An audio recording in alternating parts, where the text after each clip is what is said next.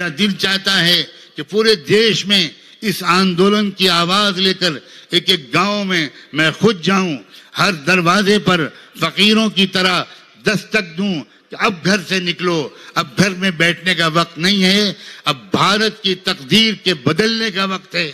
और भारत की तकदीर बदलेगी तो विश्व की भी तकदीर बदलेगी। ऐतिहासिक किसान आंदोलन को ऑर्गेनाइज करने वाले तमाम जत्थेदार साथियों, बुजुर्गों,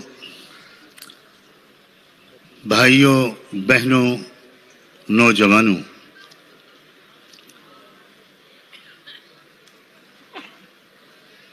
मैं इस वक्त यहाँ आपके पास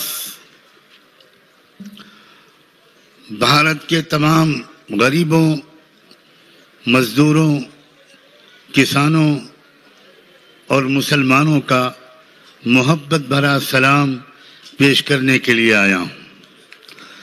अस्सलामु अलैकुम। वाहे गुरु जी का खालसा, वाहे गुरु जी की फतेह।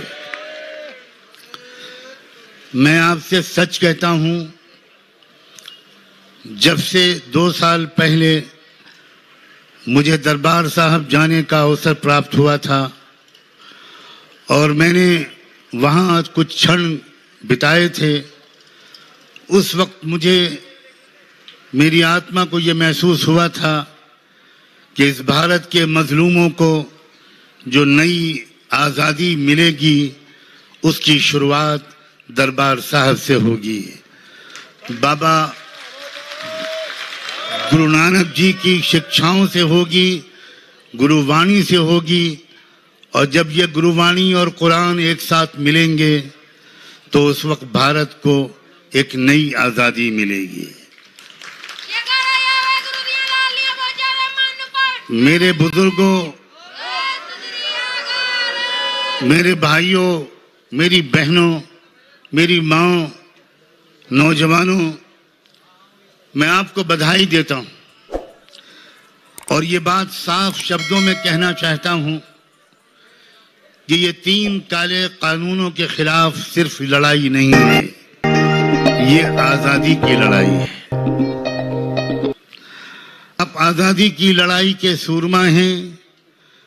आप इस देश को, जो बड़ी मुश्किल से आज़ादी जिसको दिलाई गई थी, वो दोबारा गुलाम बना लिया गया। लेकिन भारत गुलाम बनने के लिए पैदा नहीं किया गया है।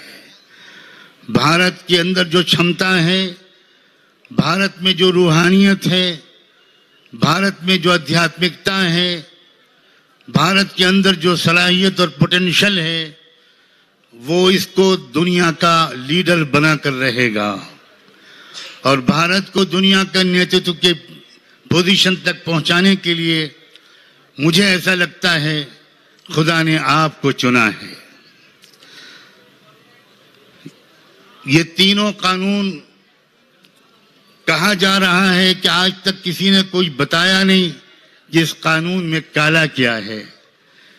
मुझे नहीं लगता कि काले कपड़े को बारे में कौन क्या बताए कि इसमें काला क्या है, वो तो पूरे का पूरा काला है। इन 3 कानूनों को बनाकर इस बात का पूरा इंतजाम किया है भारत की सरकार ने कि हमारे हजारों लाखों किसान भाइयों की खून पसीने से जो अन्न पैदा हो वो 2 व्यापारियों की तिजोरियों में बंद हो जाए। इस बात को समझने के लिए किसी ज्यादा ज्ञान की जरूरत नहीं है, ये कोई रॉकेट साइंस नहीं है। जब आपने ये कानून बना दिया, जब आप एसेंशियल कमोडिटीज एक्ट को खत्म कर रहे हैं और भंडारा करने की इजाजत दे रहे हैं कि व्यापारी जितना चाहे अपने गोदामों के अंदर गल्ले को स्टॉक कर ले, और जब देशवासी ये देख रहे हैं कि इस कानून के बनने और बनाने से पहले 2 साल पहले से देश में अडानी के गल्ले के भंडार जो लाखों टन गल्ला इकट्ठा कर सकते हैं वो बन के तैयार हो गए। तो क्या आपने हम देशवासियों को मूर्ख समझ रखा है? क्या आपने हम देशवासियों को अंधा, बहरा और गूंगा समझ रखा है? देश अब पूरी तरह समझ गया है। मैं आपको यकीन दिलाता हूं, भारत की तमाम मस्जिदों के इमाम, भारत की तमाम मस्जिदों के विद्वान और उलमा, भारत का एक एक मुसलमान पुरुष और नारी, एक एक नौजवान, ओबीसी के लोग, एससी एसटी के लोग, लिंगायत के लोग, सारे मजलूम और गरीब समाज के लोग इस वक्त आपके साथ शाना बशाना इस लड़ाई में आपके साथ हैं। संयुक्त किसान मोर्चे को पूरे भारत के 115-120 गरीब आवाम की तरफ से सलाम कबूल कीजिए। आप से मैं भारत की जमीन की तरफ से, भारत की आत्मा की तरफ से, भारत के गरीबों की तरफ से, भारत के यतीम बच्चों की तरफ से, भारत के मजलूमों और हैव नॉट्स की तरफ से आपसे ये विनती करने आया हूं कि किसी कीमत पर आपको हिम्मत नहीं हारनी। खुदा जानता था कि इस देश में सबसे ज्यादा बहादुर कौन लोग हैं। खुदा ने इसीलिए सबसे पहले उन्हीं बहादुरों को इस लड़ाई की जिम्मेदारी सौंपी है। आप बहादुर हैं, आप बहादुरों की औलाद हैं। आपके गुरुओं की तारीख, आपकी अपनी हिस्ट्री, आपका अपना इतिहास का एक एक पन्ना गवाह है कि आज तक कभी आपके किसी परिवार में कोई बुज़दिल और कोई बेवफा नहीं पैदा हुआ।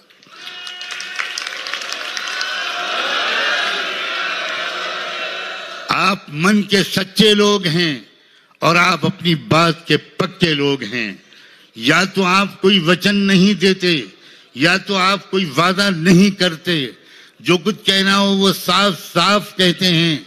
मैं बचपन से कितने ही सिख परिवार मेरे बड़े भाई के दोस्त थे, इसलिए मेरा अपने सिख भाइयों के परिवारों के साथ बहुत निकट संबंध था। मैंने शुरू ही से उनके अंदर देखा कि मक्कारी, झूठ और अंदर कुछ और बाहर कुछ, ये सिख समाज में ये बीमारी नहीं है।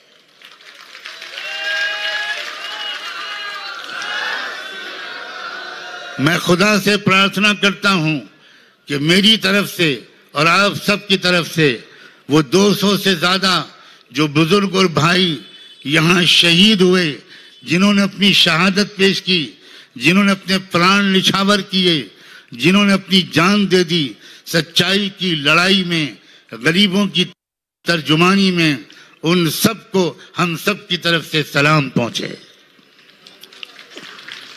ये शहादत बेकार जाएगी ऐसा कोई सोचेगा तो ये उसका मूर्खपने की अलामत है और महापाप है।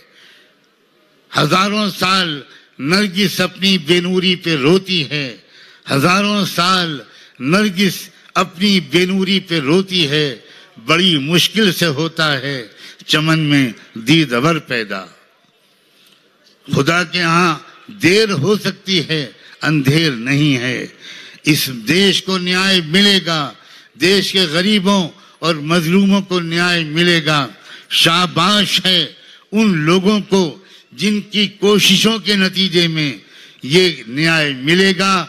आप सबका नाम मुझे ऐसा लगता है और आपके समस्त परिवार वालों का नाम, तमाम किसानों, मजदूर भाइयों और बहनों का नाम उन बहादुरों की फहरिस्त में लिखा जा चुका है जिनके जरिए से व्यवस्था परिवर्तन होगा और न्याय स्थापित होगा।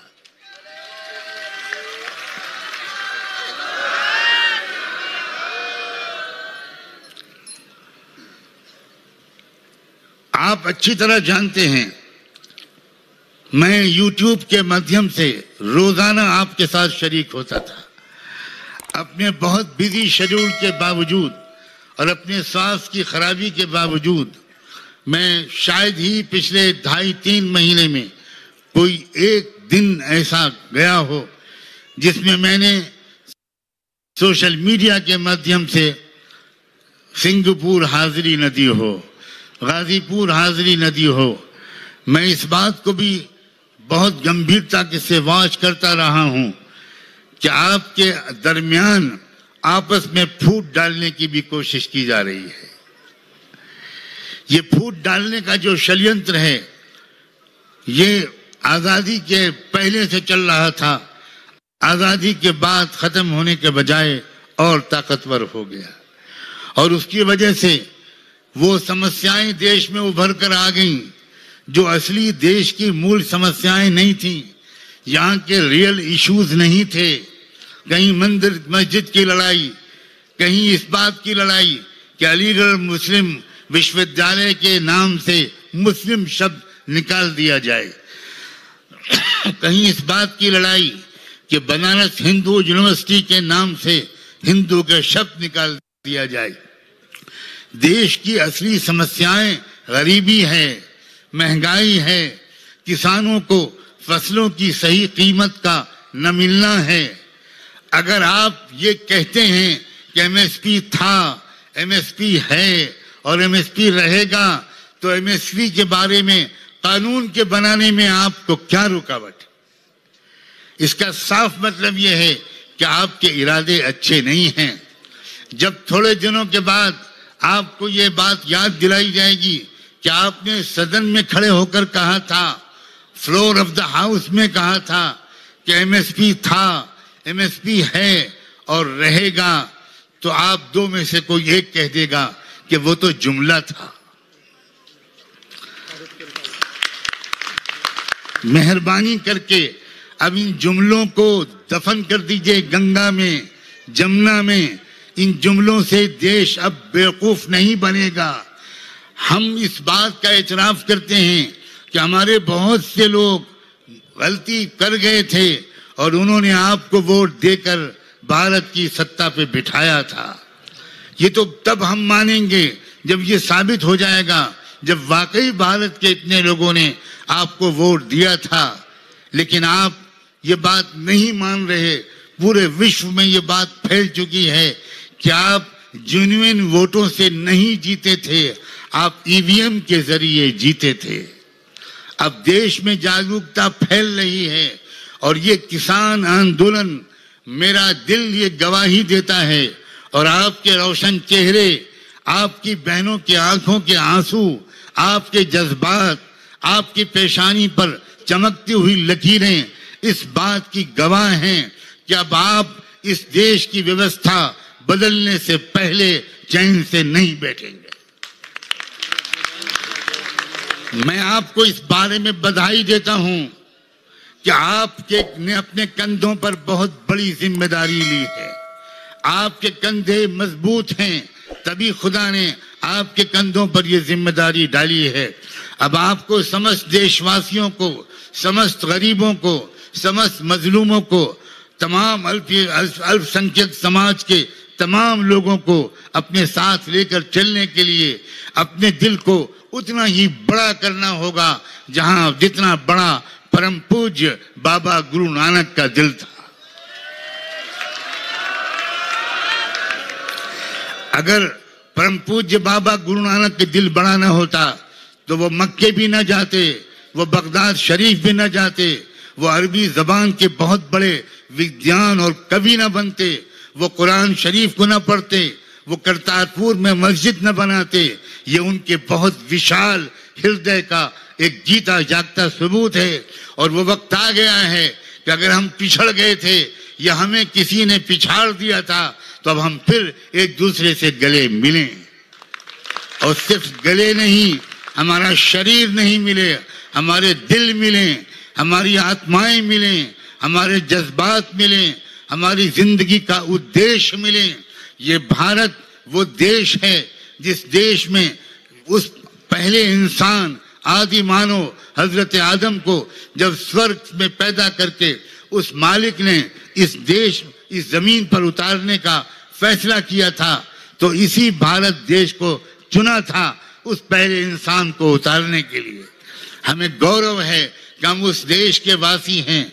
ये देश तहजीब का मुल्क था, मोहब्बत का मुल्क था, प्रेम का मुल्क था, भाईचारे का गहवारा था। दुनिया में इसकी मिसाल दी जाती थी। गंगा जमनी तहजीब यहाँ का एक मुहावरा था। लेकिन थोड़े से लोग जो कैरेक्टर के अच्छे लोग नहीं हैं, जो लुटेरे और चोरों की मानसिकता रखते हैं, जिन्होंने देश के लोगों को आपस में लड़ाकर और इस देश की सत्ता पर कब्जा कर लिया, और वो ये समझ रहे हैं कि वो हमेशा इस सत्ता पर काबिज रहेंगे। याद रहे, वो लोग बड़े से बड़े तानाशाह गुजर चुके हैं। आज उन तानाशाहों को कोई याद भी नहीं करता। मुझे नहीं लगता वो दिन बहुत दूर है जब भारत के इस समय के तानाशाह भी अपने अंजाम को पहुंचेंगे। शायद हमारे जत्थेदार बुजुर्गों को और शायद आप जैसे उनके वफादार सिपाहियों और समर्थकों को खुद एहसास पूरा शायद न हो कि देश में, पूरे देश में, कश्मीर से कन्याकुमारी तक आपके इस आंदोलन ने उम्मीद की कैसी नई शमा रोशन की है और उम्मीद की कैसी रोशनी बहाल कर दी है। हम जैसे कार्यकर्ता लोग जो 25, 30, 40 साल से इस देश की व्यवस्था परिवर्तन के लिए कोशिश कर रहे हैं, और बामसेफ के मंच से, बहुजन क्रांति मोर्चे के मंच से, भारतीय क्रांति मोर्चे के मंच से, और न जाने कितनी ऑफशूट ऑर्गेनाइजेशंस के मंच से, महिलाओं के संगठनों के मंच से इस बात की कोशिश कर रहे थे। लेकिन हमें लग रहा था कि जागरूकता पैदा नहीं हो पा रही। जितनी बड़ी मिकदार में जागरूकता पैदा होनी चाहिए और इश्यूज और प्रॉब्लम्स और चैलेंजेस और जो उनकी गंभीरता के बारे में जो एहसास और सीरियसनेस का एक फीलिंग देश के अंदर जाना चाहिए था, वो नहीं हो पा रहा। लेकिन मेहनत करने वाले मेहनत करने से चूके नहीं। और क्या किया उस मालिक ने जिस पर हमारी और आपकी सबकी आस्था है। हम और आप सब एक को मानने वाले हैं, एकेश्वरवाद को मानने वाले हैं। हमारी आपकी आस्था है कि उस एक ने ही इस देश की सत्ता पर काबिज लोगों की जो बुद्धि थी, थोड़ी बहुत अगर थी, तो उसको भी कहीं पर गिरवी रखवा दिया और उन पर ऐसी मूर्खता सवार हुई कि उन्होंने महामारी के दौरान राज्यसभा में वोटिंग कराए बगैर इन काले कानूनों को पास करा दिया। और ये काले कानूनों को पास कराने ही के नतीजे में आज हम और आप यहाँ बैठे। ये भी समझ लीजिए कि बार बार ऐसा होता है, रोशनी जो निकलती है वो अंधेरे के पेट से निकलती है। देखने वाले दो तरह के होते हैं। कुछ लोग अंधेरों को देखकर डर जाते हैं और घबरा जाते हैं और ये कहने लगते हैं कि अंधेरा बहुत फैल गया, अब तो हाथ सुझाई नहीं दे रहा, अब क्या होगा, अब कैसे चलेंगे, अब अपनी मूल आवश्यकताएं कैसे पूरी करेंगे। लेकिन उसी अंधेरे को देखने वाले दूसरे किस्म के ऐसे लोग भी होते हैं जो ये कहते हैं कि अंधेरों की शिद्दत इस बात की अलामत है कि अब सुबह रोशन करीब है, अब सुबह करीब है। याद रखें, जुल्म को बढ़ता हुआ देखने वाले दो तरह के लोग होते हैं। जो लोग इस जुल्म को और अन्याय को देखते हैं वो दो तरह के होते हैं। कुछ लोग वो होते हैं जो समझते हैं कि अरे अब तो बहुत जुल्म हो रहा है, अब देश में गरीबों का क्या होगा, मजलूमों का क्या होगा, किसानों का क्या होगा, मजदूरों का क्या होगा। लेकिन दूसरे किस्म के ऐसे लोग भी होते हैं जो ये समझते हैं कि जब बढ़ रहा है तो ये इस बात की अलामत है कि अब इंसाफ का दौर करीब है, अब न्याय की सुबह करीब है। और इस बात की अलामत ये मंच है और आप सब हैं। अगर आपने ये हिम्मत न की होती, अगर आपने ये फैसला न किया होता, अगर हमारे जत्थेदार साथियों ने, बुजुर्गों ने ये जबरदस्त फैसला न किया होता कि इनफ इज इनफ, बहुत हो चुका, अब हमको बाहर निकलना होगा, अब हमको सड़कों पर आना होगा, अब हमको दिल्ली में रामलीला ग्राउंड तक जाना होगा, अब हमको घेराव करना होगा, हमको आवाज बुलंद करनी होगी। अगर आपने ये पहल न की होती तो हो सकता है अभी रात का अंधेरा और बहुत दूर तक चलता, लेकिन आपकी पहल ने लोगों के दिलों में ये उम्मीद पैदा कर दी है कि अंधेरा अब उसकी उम्र घट रही है और रोशनी के दिन करीब आ रहे हैं। मैं आपके इस मंच से तमाम जाट भाइयों और बहनों को भी यह संदेश देना चाहता हूं कि जाट भी एक बहादुर कौम का नाम है। आपने और जाट भाइयों और बहनों ने खास तौर पर जब आपने ये बेड़ा उठाया और पहल की तो सारा देश जात और धर्म की तमाम बाधाओं को पीछे करके आपके साथ आ गया। इसलिए आप इस बारे में चौकन्ना रहिएगा। ये तो मैं अपनी तसल्ली के लिए कह रहा हूं, वरना मुझे आपकी समझदारी पर, आपके विजनरी अप्रोच पर, आपकी इंटेलेक्चुअल कैपेसिटी पर इतना भरोसा और विश्वास है कि आप खुद चौकन्ना रहेंगे। लेकिन मैं ये समझता हूं कि मैं एक नेक काम करके जाऊंगा अगर आपसे ये रिक्वेस्ट करके जाऊं, ये विनती और ये निवेदन करके जाऊं, बल्कि ये प्रार्थना करके जाऊं कि किसी कीमत पर जाट और सिख और ये किसान एकता को कभी कोई दरार न पड़ने दीजिएगा। ये किसान ही इस देश की असल जुबान था, किसान ही इस देश की असल शक्ति थी और शक्ति है और शक्ति रहेगी। इसलिए आप अब सबको अपने साथ लगाए रखिए, खूब चौकन्ना रखिए कि जो दुश्मन है वो हर कीमत पर हमारी सफों में दरार पैदा करने की कोशिश करेगा। मैं मुस्लिम समाज की तरफ से पूरी जिम्मेदारी के साथ आपको यकीन दिलाता हूं कि देश के 25-30 करोड़ मुसलमान, जैसा कि अभी हमारे साथियों ने बार बार आपको बताया, वो सब आपके साथ खड़े हैं, वो सब आपके पीछे खड़े हैं। हम कोई नमाज ऐसी नहीं होती जिसमें आपकी कामयाबी के लिए दुआ न करते हों।